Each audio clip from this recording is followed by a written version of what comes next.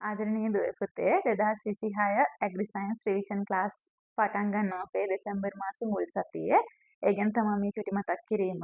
ඉතින් කුරුණෑගල, කෑගල්ල, ඒ වගේම කිරිඋල්ල සහ ඔන්ලයින් පාඨමාලාවක් ඔස්සේ අපේ රිවිෂන් ක්ලාස් එක ආරම්භ වෙනවා. මම ටයිම් ටේබල් එක චුට්ටක් මතක් කරන්නම්.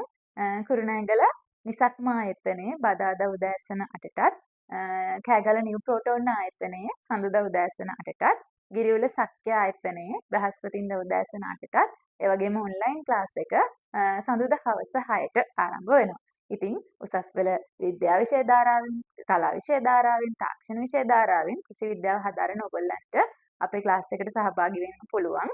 ඒ වගේම අපේ ක්ලාස් එකට සහභාගී වෙන ඔයාලට විෂය නිර්දේශය සම්පූර්ණයෙන්ම ආවරණය කරනවා. පසුගිය විභාග ප්‍රශ්න පත්‍ර සාකච්ඡා කරනවා. අනුමාන ප්‍රශ්න පත්‍ර සාකච්ඡා කරනවා. ඒ වගේම මේවා ඔයගොල්ලන්ට ටයිම් තියලා ලියවනවා.